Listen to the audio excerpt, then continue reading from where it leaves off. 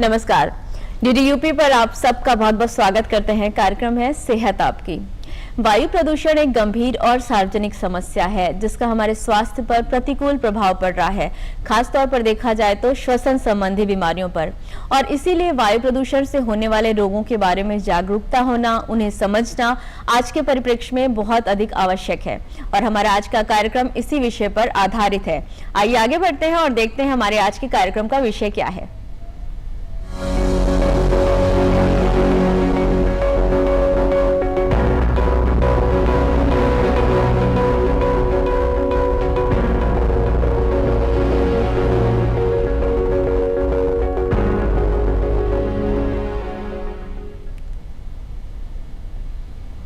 जी हाँ, आज के कार्यक्रम का विषय है वायु प्रदूषण जनित रोग, कारण एवं उपचार।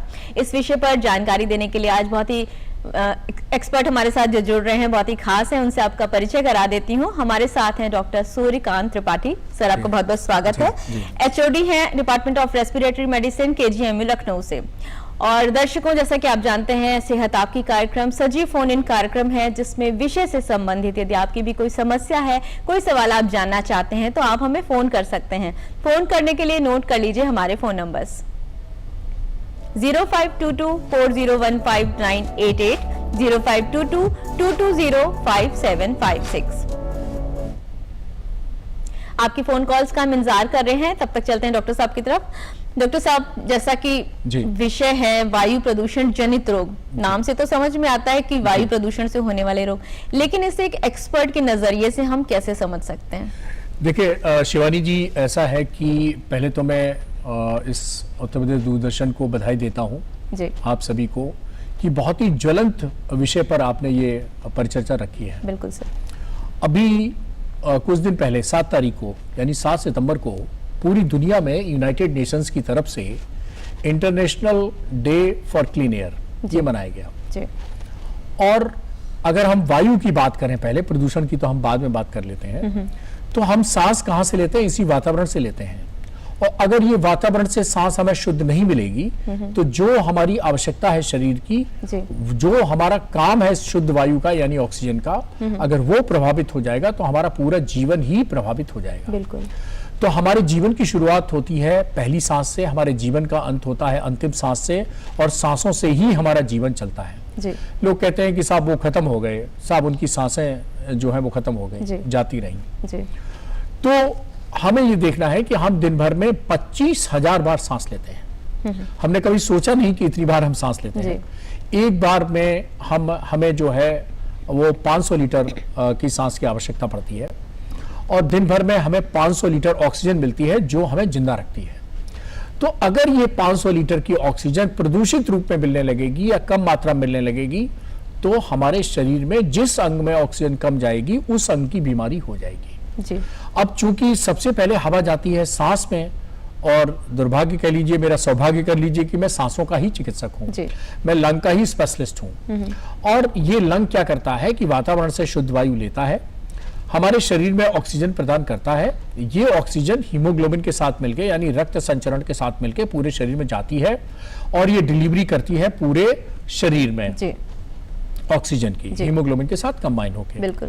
और ये बाद में कार्बन डाइऑक्साइड जो एक प्रदूषित वायु है वो बाहर कर देती है। तो ये फेफड़े का काम है जी। लेकिन अगर हम इस सिस्टम को डिस्टर्ब करेंगे तो पूरी की पूरी जो हमारी प्रणाली है वो खराब हो जाती है। तो इसलिए सिर से लेके पैर तक वायु प्रदूषण से होने वाली बीमारी पैदा हो जाती है, यानी कि हर अंग को ये दुष्प्रभावित कर रही है जी। अच्छा डॉक्टर साहब, अगर हम रोगों की बात करें, क्योंकि आगे बढ़ेंगे, रोगों के बारे में बात करनी है, तो कितने तरह के हम इसे समझ सकते हैं? जैसे आपने कह दिया हर अंग में, लेकिन फिर भी वायु प्रदूषण। तो देखिए रोगों की तो बात हम करें, एक मोटा मोटा हम बहुत चौंकाने वाला डेटा देते हैं जो लेटेस्ट आया है कि पूरी दुनिया में वायु प्रदूषण के कारण यानी इसके हेल्थ हजार्ड के कारण 21 लाख, पूरी दुनिया में नहीं सॉरी भारतवर्ष में 21 लाख लोगों की मौत हमारे देश में वायु प्रदूषण से होने वाले दुष्प्रभावों के कारण हो जाती है। बहुत बड़ी संख्या है, 21 लाख। और हम बात करें तो अगर हम सबसे पहले फेफड़े यानी सांस की बात करें तो नाक की एलर्जी, गले की allergy, sinusitis, chronic headache, bronchitis, फेफड़े का कैंसर, अस्थमा, टीबी, निमोनिया, ये सब तो फेफड़े से संबंधित बीमारियां हुई।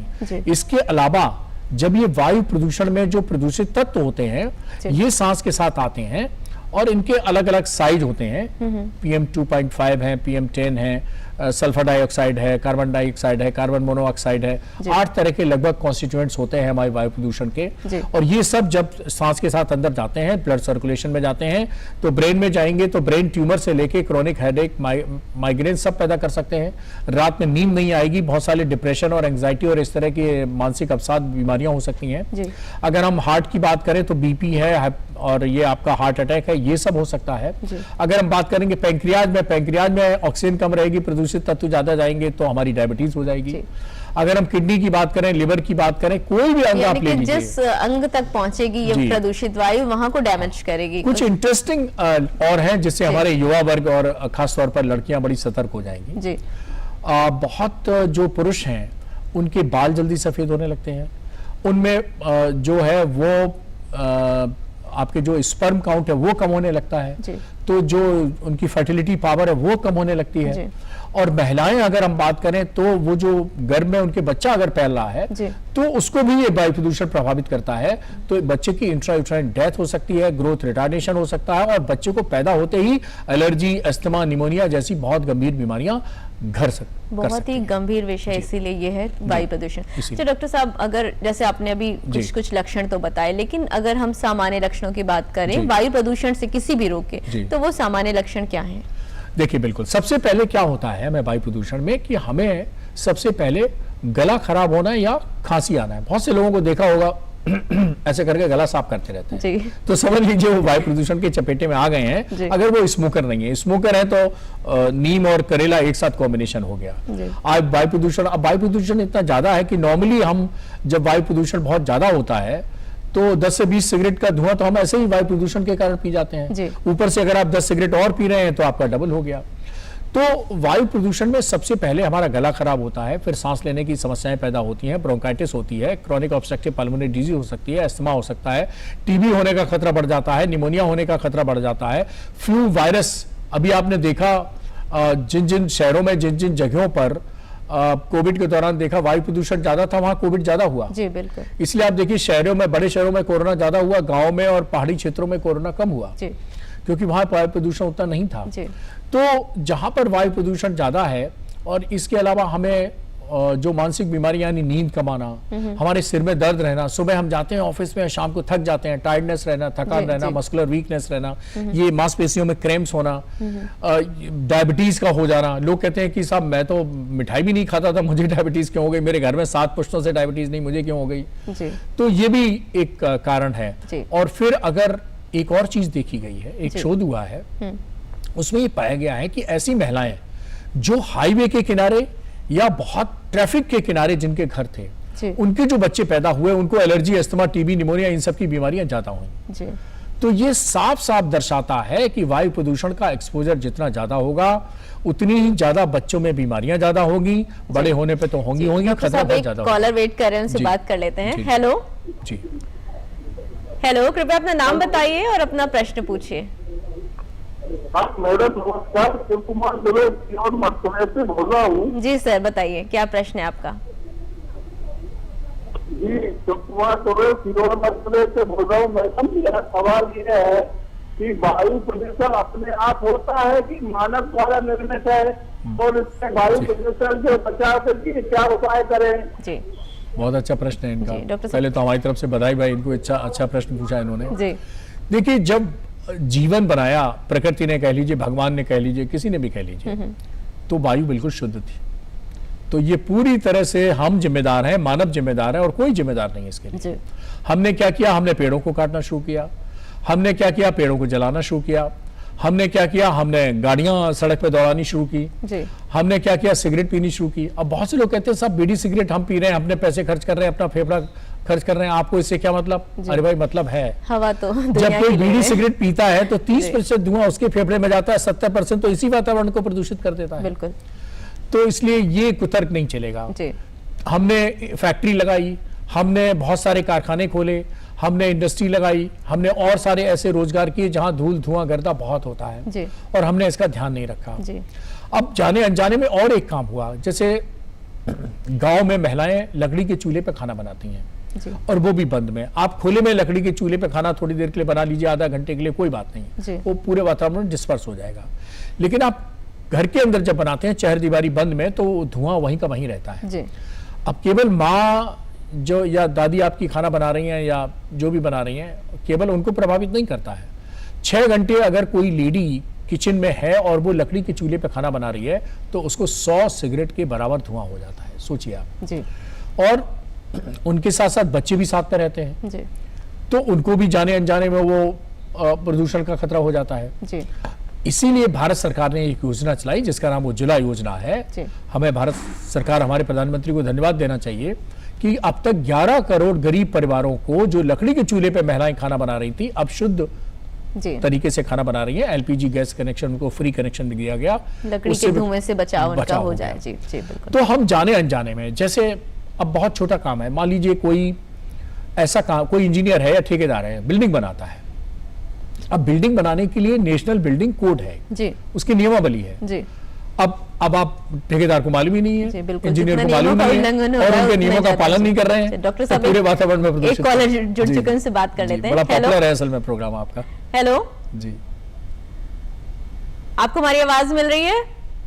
हाँ नमस्कार सर, मेरा नाम नंदश्री मिश्रा है, बाराबंकी से। जी सर, क्या प्रश्न है आपका?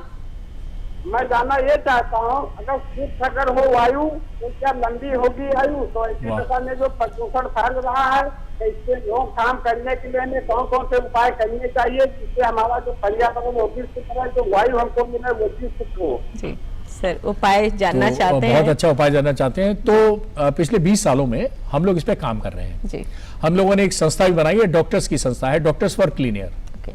जी। आपके श्रोताओं को शायद मालूम नहीं जी। है, इस संस्था से मैं संस्थापक सदस्य हूँ और इसकी नेशनल कोऑर्डिनेशन कमेटी का मेंबर हूँ। जी। और इस संस्था के माध्यम से भी प्लस हमारे जो व्यक्तिगत उपाय हैं, जी। कुछ मैंने किए हैं। तो सबसे पहले हमने क्या किया कि भाई वृक्षारोपण पे ध्यान दिया जाए। तो हमने कहना शुरू किया कि भाई मान लीजिए 10 साल का बच्चा है, आपका 10वां जन्मदिन मना रहे हैं, तो 10वें जन्मदिन का केक बाद में काटिए, पहले उस बच्चे से कहिए 10 पौधे लगा दें जी। और उसी से लगवाइए। जी। उसको पौधे लगाने का संस्कार 5 साल से 6 साल से 10 साल से आना चाहिए। जी बिल्कुल। मान लीजिए आपकी शादी की 25वीं सालगिरह है, मैरिज एनिवर्सरी आप बना रहे हैं, सिल्वर जुबली बना रहे हैं, जी। बहुत बड़ी पार्टी कर रहे हैं, बड़ी अच्छी बात है। शिवानी जी को, सूर्यकांत जी को भी आप बुलाइए, हम भी आएंगे। लेकिन उसके पहले आप पति पत्नी दोनों मिलकर 25-25 पेड़ लगा दीजिए, जी। जिससे वो पेड़ आपकी यादगार रहे कि मैंने अपनी शादी की वर्षगांठ पर जी। 25 हमने लगाए थे, 25 हमारी पत्नी बनाए थे, 25 पेड़ जो है लहला गए हमारी शादी की वर्षगांठ के उपलक्ष्य में। जी। इसी तरह कोई भी शुभ कार्य है घर में, उस पर वृक्षारोपण जरूर होना चाहिए। नंबर 1 बात। जी। नंबर दूसरी बात, रोज हमें शाम को सोचना चाहिए कि मेरे कारण तो वायु प्रदूषण नहीं हो रहा है। बिल्कुल सर, ये बहुत उदाहरण के तौर पर जैसे आपको एयरपोर्ट जाना है, अब जरूरी है आप गाड़ी से जाए। जैसे मैं मेडिकल कॉलेज से एयरपोर्ट जाता जी। हूँ, तो हमारे यहाँ तो पास में 2 किलोमीटर एयरपोर्ट है जी। और एयरपोर्ट सॉरी उसका मेट्रो का स्टेशन है।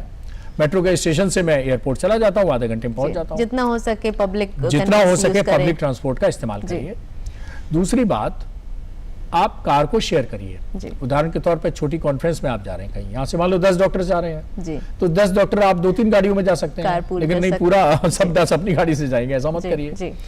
तो इसी तरह प्लस आपका कोई कार्यक्रम हो रहा है, हमने देखा होगा कार्यक्रम में फ्लावर बुके दिया जाता है, जी। हम लोग उसके बहुत खिलाफ हैं। जी। तो मैं अपनी रेस्पेटी की जितनी भी सोसाइटी है, मैं सबका राष्ट्रीय अध्यक्ष रह चुका हूँ। जी। तो मैंने सब में एक सिद्धांत लागू किया कि आप सोसाइटी का कार्यक्रम होगा, कॉन्फ्रेंस होगी, कोई भी छोटा मोटा कार्यक्रम होगा, जी। फ्लावर बुके नहीं देंगे, हम क्या करेंगे, पौधा देंगे। जी। और जब हम पौधा भेंट करते हैं तो एक तो थोड़ा सा अलग से लगता है, जी। दूसरा आपके पैसे भी बचते हैं। जी। एक अच्छा फ्लावर बुके 300-400 रुपए का आता जी। है, उसमें तो 10 बुके आप प्लांट आ जी, जाएंगे। अपना व्यक्तिगत आपका कितना जी। कंट्रीब्यूशन है, इस पर ध्यान रखें। जी। तो डॉक्टर साहब, यहाँ वक्त हो गया एक छोटे से जी। ब्रेक का, तो एक ब्रेक ले लेते हैं दर्शकों, लौटते हैं इस छोटे से जी। ब्रेक के बाद। और ये सुझाव जारी रहेंगे। जी बिल्कुल। जी। 1 लापरवाही आपको पड़ सकती है भारी, इसलिए 4 की बात का ध्यान रखने में है समझदारी। पहली, सुरक्षित यौन संबंध और कॉन्डोम का प्रयोग। दूसरी, हमेशा नई सुई या सिरिंज का प्रयोग। तीसरी, खून हमेशा अधिकृत ब्लड बैंक से लेना। और चौथी बात, जच्चा बच्चा के हित में HIV की जांच और संस्थागत पर प्रसव। अब तो आप जान ही गए होंगे 4 की बात। कदम समझदारी का, वादा जिम्मेदारी का। ब्रेक के बाद आपका पुनः स्वागत है। लौटते हैं अपने विषय की तरफ और इसके साथ ही कॉलर जुड़ चुके हैं, उनसे बात कर लेते हैं। हेलो हेलो हेलो जी, यदि आपको मेरी आवाज मिल रही है तो अपना नाम बताएं और अपना प्रश्न पूछें। जी, मेरा नाम अशोक कुमार। हेलो जी जी सर, आपकी आवाज मिल रही है, आप अपना प्रश्न पूछिए। मेरा नाम अशोक कुमार गुप्ता है, मैं अम्बेडकर नगर से बोल रहा हूँ। जी, प्रश्न पूछिए सर। सर मैं ये पूछना चाह रहा था कि जैसे प्रतिदिन मैं बाइक से जो है 50 किलोमीटर अप डाउन करता हूँ, जी मुझे ये जैसे अक्सर जो है एलर्जिकल प्रॉब्लम हो जाती है, मतलब सांस संबंधी, तो क्या क्या सावधानियां मुझे बरतनी पड़ेगी? देखिए, बहुत अच्छा प्रश्न पूछा इन्होंने। बिल्कुल। अगर आप बाइक 50 किलोमीटर रोज चलाते हैं तो बहुत ऑब्वियस है कि आप वायु प्रदूषण के उसमें दायरे में आते हैं। जी। और अगर आपको सांस की तकलीफ है तो पहले तो डॉक्टर की सलाह से जो सांस का इलाज है वो लीजिए नियमित रूप से। दूसरा, क्या करें, हमारे पुराने जमाने में बड़ी अच्छी आदत थी कि हर गांव का व्यक्ति एक गमछा यहाँ रखा कंधे पर रखता था, उसको मल्टीपर्पज मल्टीटास्किंग उस गमछे से होती रहती थी। जी। इवन कभी जरूरत पड़ जाए कहीं नहाने की, कुएं बावड़ी और हैंडपंप या ट्यूबवेल से, जी। तो आप उस अंगोछे से कपड़े भी पहुंच के और शरीर पहुंच के कपड़े भी बदल सकते हैं। जी। तो उस क्या करें, ये एक तो ये हेलमेट लगाते ही होंगे, तो हेलमेट लगाते रहेंगे तो ये प्रदूषण से बचे रहेंगे। जी। तो एक्सीडेंट इंजरी के चोट से भी बचे रहेंगे और प्रदूषण से भी बचे रहेंगे। जी। अगर मान लीजिए बाइक से उतरने के बाद जहां ये काम करते हैं वहां भी वायु प्रदूषण है, तो एक गमछा लेके चलें और गमछा की 4 परत बनाकर नाक मुंह बंद कर लें। और जब अपने कार्य पे पहुंचे, जिससे मिलना है तो भाई पहचान जरूरी है, तो अब अपना खोल लें। जी। मैं लड़कियों को भी यही सुझाव देता हूँ कि अपने दुपट्टे की 4 परत बनाइए, जितना हो सके नाक वाले हिस्से को कवर कर। अब कोविड के समय तो हम लोग मास्क लेके चलते थे, लेकिन अब ये सिंपल तरीके हैं। कॉलर जुड़ चुके हैं, उनका प्रश्न देख लेते हैं। हेलो हेलो जी, आपको हमारी आवाज मिल रही है तो कृपया अपना नाम बताइए और फिर अपना प्रश्न पूछिए। देवी मिश्रा बोल रहे 12 जी। हमारा प्रश्न है कि गर्भवती महिला जैसे है वायु प्रदूषण से बच्चे को, माँ को बड़ी हानि हो सकती है। जी, देखो बहुत अच्छा प्रश्न पूछा इन्होंने। बताइए डॉक्टर साहब। देखिए, अभी मैंने बताया था, फिर मैं इसको और विस्तार से पूर्वक बता सकूं। देखिए, जब कोई महिला गर्भवती हो जाती है तो वो परिवार की सबसे वीआईपी मेंबर मानी जानी चाहिए। बिल्कुल। हम सबको ये मानना चाहिए कि देखिए, एक नया मेहमान हमारे घर में आने वाला है और उसकी जो परवरिश है 9 महीने तक वो माँ के पेट में होती है। अब उसका जो 9 महीने का जो भी पोषण है वो अम्बिलिकल कॉर्ड यानी नाड़ी के द्वारा माँ के रक्त से और उसके रक्त में जाता है। यानी माँ जो खाएगी, माँ जो पिएगी, माँ के मन में जो विचार आएंगे, माँ का जो पोषण होगा और माँ जो सांस लेगी जी, वो सब उस बच्चे में जाएगा। इसीलिए इस महिला को अच्छा पोषण देना चाहिए, अच्छा वातावरण रखना चाहिए, घर में लड़ाई झगड़ा नहीं होना चाहिए। पति हो, चाहे सास हो, चाहे ननद हो, चाहे ससुर हो, चाहे देवर हो, चाहे जेठ हो, चाहे देवरानी हो, जेठानी हो, सबको उसका विशेष ख्याल रखना चाहिए पूरा 9 महीने। आप मान के चलिए कि 9 महीने वो हमारी वीआईपी है। जी। ऐसा सम्मान जब तक आप नहीं देंगे, उतनी केयर नहीं करेंगे, तब तक आपका जो घर में आने वाला बच्चा है ना, वो स्वस्थ नहीं होगा। जी। अरे भाई चलो ठीक है, आपको कुछ काम उसके बहू के कम पसंद है, लेकिन आप ये तो सोचिए आने वाले बच्चे का स्वास्थ्य उससे जुड़ा हुआ है। जी। तो अगर बच्चा पूरी तरह से ठीक हो तो हमें ध्यान रखना पड़ेगा कि हम अपने घर में कहीं जाले, धुआं, प्रदूषण, धूल, धुआं, गर्दा, ये सब तो नहीं कर रहे हैं। जी। और कोशिश करिए, कई लोग कहते हैं कि भाई कोशिश करिए कि घर के अंदर जो है वो कम से कम धूल धुआं करता हो। जी। वो छौंक लगता है, उससे निकलता है धुआं किचन में। जी। तो अगर मान लीजिए उस वही काम करने वाली है तो वो अपने साड़ी के पल्लू से मुंह और नाक ढक ले और किचन थोड़ा हवादार भी कर सकते। और यस, मैं तो कहता हूं कि भाई बहुत साहब एक कॉलर जुड़ चुके, काफी देर से वेट कर रहे हैं। हेलो हेलो जी, क्या प्रश्न है सर आपका? कृपया अपना नाम बताइए और फिर अपना प्रश्न पूछिए। हाँ, राम प्रताप वर्मा बोल रहे हैं। जी, क्या प्रश्न है सर आपका? हेलो जी, अपने टीवी की आवाज को कम करिए। हाँ, हमारे हृदय का मरीज है, हमारा जो है सांस फूलता है जी। और कब्ज भी बना रहता है, तो हमको थोड़ा दिक्कत मैंने ये कैसे निजात मिलेगा बताइए। देखिए, जहां भी ये रहते हैं अपने जिले अस्पताल में दिखा सकते हैं। अगर वहां से संतुष्ट नहीं है तो हमारे किंग जॉर्ज मेडिकल यूनिवर्सिटी में मेरा जो ओपीडी का दिन है वो मंगलवार और शुक्रवार का है। जी। तो मंगलवार और शुक्रवार के दिन सुबह 9 बजे आकर पर्चा बनवा लें और पर्चा बनवा के दिखा सकते हैं। ठीक है सर, और यहाँ पे एक और ब्रेक का वक्त हो गया है, जी। तो दर्शकों लौटते इस छोटे से ब्रेक के बाद।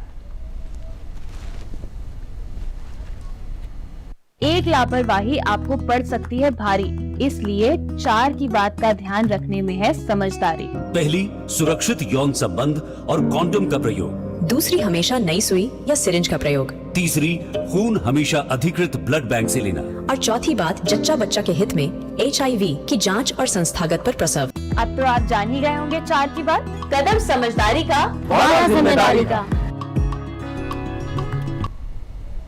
ब्रेक के बाद आपका फिर से स्वागत करते हैं। लौटते हैं डॉक्टर साहब की तरफ। डॉक्टर साहब, हम लोग जो जी। चर्चा कर रहे हैं इसमें बहुत सारी बातें आपने इंपॉर्टेंट बताई, जी। लेकिन अब वक्त हो गया एक हेल्थ टिप लेने का, जी। तो दर्शकों ले लेते हैं एक हेल्थ टिप। देखिए, स्वस्थ रहने के लिए शुद्ध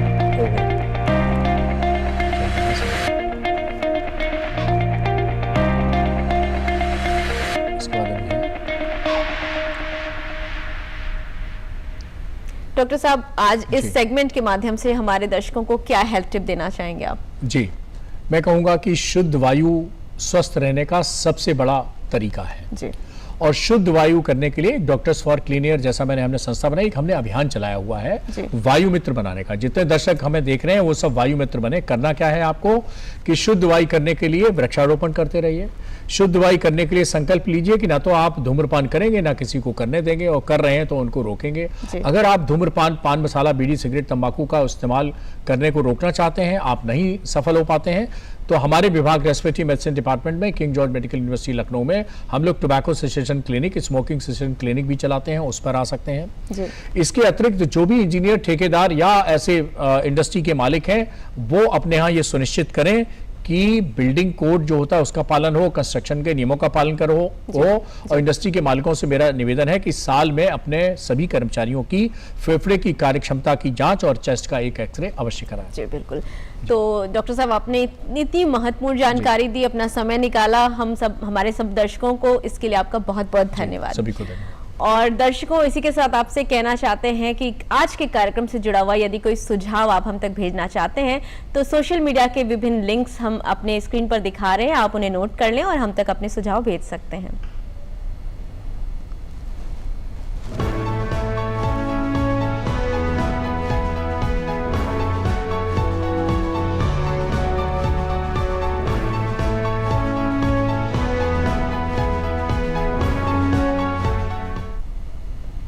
तो दर्शकों, आज हमने बात की वायु प्रदूषण जनित रोगों के बारे में। डॉक्टर सूर्यकांत त्रिपाठी सर हमारे साथ जुड़े और जैसा कि उन्होंने बताया कि वायु प्रदूषण से बचने के लिए सबसे अधिक महत्वपूर्ण है अपनी वायु को शुद्ध करना, उसके लिए वृक्षारोपण करना और धूम्रपान जैसी आदतों से बचाव करना। तो आशा करते हैं आपको हमारा आज का कार्यक्रम पसंद आया होगा और इन सभी सुझावों पर आप अमल करेंगे और स्वस्थ रहेंगे। एक नए विषय के साथ आपसे फिर मुलाकात होगी, तब तक के लिए हमें इजाजत दीजिए। नमस्कार।